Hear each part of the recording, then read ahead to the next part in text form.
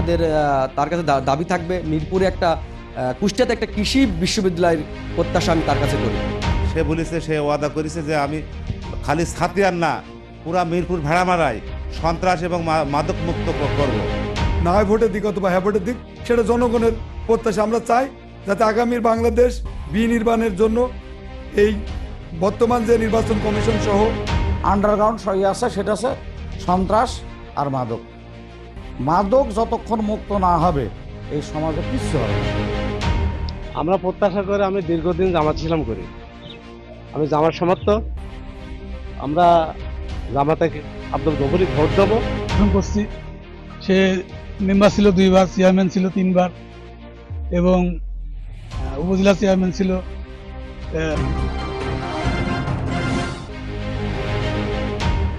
আসন্ন জাতীয় সংসদ নির্বাচনের দিন যতই ঘনিয়ে আসছে ততই মানুষের মধ্যে উৎসাহ উদ্দীপনা কাজ করছে। নির্বাচন কমিশন থেকে 12ই ফেব্রুয়ারি নির্বাচনের দিনক্ষণ ধার্য করা হয়। নির্দিষ্ট এই দিনকে সামনে রেখে সাধারণ মানুষ থেকে শুরু করে প্রার্থী, কর্মী, সমর্থকরা তাদের চাওয়া কম নেই। শনিবার কুষ্টিয়া মিরপুর ভেড়ামারা 2 আসনে সাতিয়ান ইউনিয়নে গেলে সাধারণ মানুষ ও বিভিন্ন দলের কর্মী সমর্থকদের সাথে কথা বললে এমনটাই তুলে ধরেন। আপনারা ইতিমধ্যে জেনেছেন আমাদের মিরপুর উপজেলার যে কুষ্টিয়া 2 আসন থেকে আমাদের ধানের যে প্রার্থী হয়েছেন ব্যারিস্টার রাকিব রফ চৌধুরী, উনি অত্যন্ত একজন সজ্জন মানুষ, শিক্ষিত মানুষ এবং তিনি সবসময় চায় যে মাদক মুক্ত একটি সমাজ গড়তে। আমরা চাই তিনি যদি আমরা জনগণের ভোটে তাকে নির্বাচিত করতে পারি, তার কাছে আমাদের জোর দাবি থাকবে আমাদের এই মিরপুর এবং ভেড়ামারা উপজেলা মাদক মুক্ত করার জন্য যিনি পদক্ষেপ নেয়। আরও একটা কথা, আমাদের খুব ইচ্ছা, আমাদের তার কাছে দাবি থাকবে মিরপুরে একটা কুষ্টিয়াতে একটা কৃষি বিশ্ববিদ্যালয়ের প্রত্যাশা আমি তার কাছে করি এবং অবকাঠামোগত উন্নয়নের জন্য রাস্তাঘাট অনেক বাকি আছে, সেইগুলো সে একটু দেখভাল করবে এবং শিক্ষার মান কিভাবে বাড়ানো যায়। আমাদের তারেক রহমান যে দিয়েছেন 8টা, যে আপনি দেখছেন 8টা শিক্ষার বিষয় দিয়েছেন, সেই বিষয়ে তিনি কাজ করবেন, এই আমরা প্রত্যাশা রাখি তার কাছে।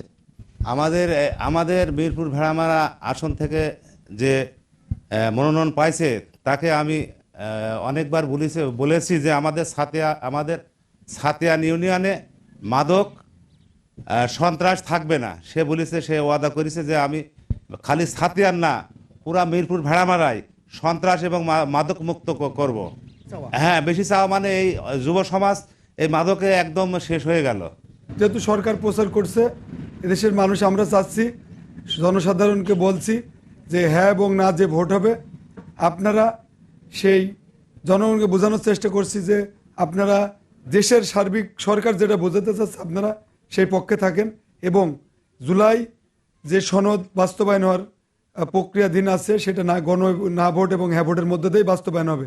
এই জন্য আমরা চাচ্ছি যে দেশে জনগণ যেটাকে প্রাধান্য দেয়, হয় না অথবা না হয় ভোটের দিক অথবা হ্যাঁ ভোটের দিক, সেটা জনগণের প্রত্যাশা। আমরা চাই যাতে আগামীর বাংলাদেশ বিনির্মাণের জন্য এই বর্তমান যে নির্বাচন কমিশন সহ যারা নির্বাচন পরিচালনা করছে সরকার সহ তাদের সার্বিক সহযোগিতায় জনগণ যেভাবে করে আমরাও চাচ্ছি সেই পক্ষে থাকতে। আপনারা জানেন ইতিমধ্যেই বাংলাদেশ জাতীয়তাবাদী দল বিএনপির পক্ষ থেকে ধানের শীষের মনোনীত প্রার্থী হয়েছেন কুষ্টিয়া 2 মিরপুর ভেড়ামারার ব্যারিস্টার রাকিব রফ চৌধুরী। এলাকার জনগণের প্রত্যাশা এবং আশা, উনি একজন শিক্ষিত এবং রাজনীতিবিদ, ওনার বাবাও ছিলেন একজন বর্ষিয়ান রাজনীতিবিদ, সাবেক এমপি। এদেশের মাদক, সন্ত্রাস, শিক্ষার মান উন্নয়ন, স্বাস্থ্য, নির্মাণাধীনের মসজিদ, মাদ্রাসা, কালভার্ট, রাস্তাঘাট, বিদ্যুৎ এদেশে এখনও অনেক পিছায় আছে। বিশেষ করে শিক্ষাটা এবং মাদক এদেশের মানুষ কিন্তু জনসাধারণ প্রত্যাশা করে ওনার কাছে, উনি যদি এমপি হয়, জনগণ যদি উনিকে ভোট দিয়ে এমপি করে, তাহলে এই দেশে মাদক, সন্ত্রাস এবং শিক্ষার মানটা ব্যাপক হারে উন্নয়ন করতে হবে। ওনাদের কাছে এলাকাবাসীর জোর দাবি। যারা দরিদ্র আছে তাদেরকে সহযোগিতার জন্য বিভিন্ন খাত থাকে, সেই খাতগুলো যদি জোরদার করা যায়, এটাই আছে মূল সময়। রাস্তাঘাট এবং আছে আমাদের একটা আন্ডারগ্রাউন্ড সহি আছে, সেটা আছে সন্ত্রাস আর মাদক। মাদক যতক্ষণ মুক্ত না হবে এই সমাজে কিচ্ছু হবে না। মাদক মুক্ত না করতে পারলে সমাজের শান্তি শৃঙ্খলা কখনোই আসবে না। যত কিছু হোক না কেন, যত অপকর্মের মূল জায়গায় এখন দাঁড়ায় গেছে মাদক। এমপি যদি সৎ উদ্দেশ্য নিয়ে কাজ করে, এগুলো বন্ধ করা খুব একটা কঠিন কোনো কিছু না। প্রশাসন যদি ব্যবহার হয়, প্রশাসনকে যদি ব্যবহার করা যায়, কখনোই এইগুলো থাকতে পারে না। প্রশাসনের ক্ষমতার বাইরে কোনো কিছু নাই। কিন্তু আসলে আমাদের কেন জানি আমরা কোনো জায়গায় একটু ঢিলা ভাব একটা থাকে, যার ধরুন সন্ত্রাসী বলেন, অপকর্ম যারা করে, এদেরকে এরা যে কোনো ভাব দিয়েই তারা পিছলায় চলে যায়। এটা আমি আশা করব যে বর্তমান যে ক্যান্ডিডেট আছে এই কাজ, তার থেকে এই কাজগুলো আমরা সঠিকভাবে বুঝে পাবো। কারণ হচ্ছে সে সৎ, যোগ্য, তার বাবাও ছিল যোগ্য, এবং তার কথা হচ্ছে সন্ত্রাস বিরোধী এবং মাদক বিরোধী কর্মকাণ্ডগুলো জোরদার করা হবে। আর গরিব দুঃখী অসহায় যাদের, এটা তো একটা সরকারি একটা প্রজেক্ট থাকেই, এটাও সে দেখবে। আমরা গরিব মানুষ, আমার কোনো আশা ভরসা নাই। আমরা দিন মজুরি, দিন খাটি, দিন খাই। এই আমার কোনো আশা ভরসা নাই। আমার নিজের কোনো সার্বিক সমস্যা নেই, তাই নিজে না না আমি ভ্যান চালাই, 5 ওয়াক্ত নামাজ কালাম পড়ি, নিজে ইনকাম করি, নিজে খাই, কারোর কাছে চাওয়া হওয়ার মধ্যে যায়নি। এই চাতে হলে আল্লাহর কাছে যাবো। ভোট কাকে দেব, এখন ভোট যদি সুস্থ হয় তারপরে চিন্তা ভাবনা করে দেব। ভোট সুস্থ হতে হবে, তারপরে যাক ভালো লাগে, তাক যে পাল্লা ভালোই হয় সে পাল্লাই দেবো। এমপি যখন হবি, তার কাছে তো সোয়া পাওয়া আছে, দেশের রাস্তাঘাট, স্কুল কলেজ সবই যাতে উন্নতি হয়, সেখন সে চিন্তা করব যে কিডা হবি আর না হবি। এখন সোয়া পাওয়া করি তো লাভ নেই, এখন যার কপালে আছে সে হবি। আমার প্রত্যাশা যে একটা সুষ্ঠু নির্বাচন হোক, যে কোনো একটা গভর্নমেন্ট ক্ষমতায় যাক, এটাই আমার সোয়া। দেশে যাতে কোনো অন্যায় অত্যাচার না হয়, সুন্দরভাবে দেশটা চলে, এটাই আমার সাধারণ জনগণের সোয়া। এখন আমরা আশা করছি যে যে প্রার্থীটা ভালো, সৎ, তাকে ভোট আমরা দেব। আর এই দেশে যাতে উন্নয়ন হয়, মোটামুটি এক কথা, আমরা ভোট রাকিব চৌধুরীকে দেব, ধানের শীষ। কারণ সে আমার এলাকার ছেলে, সে খুবই ভালো, খুব সৎ। এই কারণেই যাতে দেশের উন্নয়ন হয়, তারিকদার হাত শক্তিশালী করব, এই কারণেই দিতে হবে ভোট।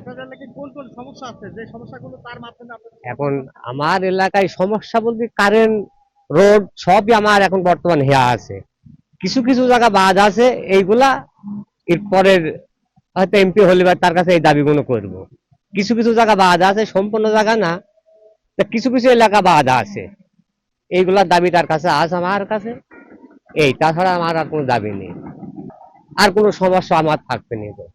তো আমার খুব রোডের কষ্ট ছিল, আমরা রোড পাইছি, কারেন্ট পাইছি, এমনকি সাপ্লাই পানি ট্যাঙ্কি ছিল না, বড় বড় শহরও নেই, আমার এলাকায় আছে, সেটি এবার চালু করতে হবে। বন্ধ আছে আমলিকের আমলে, আমলিক সরকার ক্ষমতায় এসে সেগুলো বন্ধ করে দিতে হলে সেগুলো আবার চালু করতে হবে। আমরা প্রত্যাশা করে, আমি দীর্ঘদিন জামাত ইসলাম করি, আমি জামাত সমর্থ। আমরা জামাতে আব্দুল গফুরি ভোট দেবো। ভোট দিলে দেশের সৎ চরিত্র মানুষ, সৎ মানুষ, এদেশের গরিব দুঃখিনীর হক ঠিক মতন মানসিক পোষা দিতে পারবি, এই আশাবাদ করি।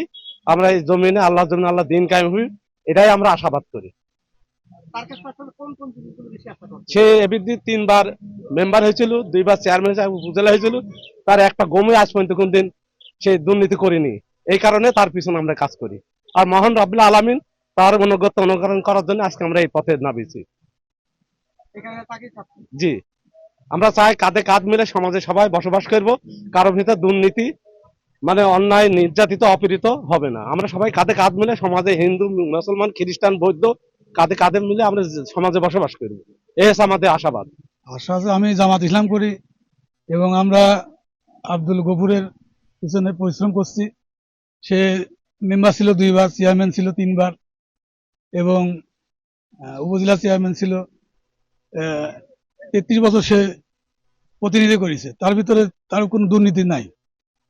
সেজন্য আমরা তার পক্ষে কাজ করছি আর কি। সমস্যা তেমন বেশি কিছু নাই, সমস্যা এই কয়েকটা রাস্তাঘাট এরকম কাঁচা আছে, এগুলা আমরা তাদেরকে দাবি জানাইছি, তারা বললে আমরা আসলে ইনশাল্লাহ এই রাস্তাগুলো আমরা কমপ্লিট করবো। Mohammad Rafiq, RK news 20।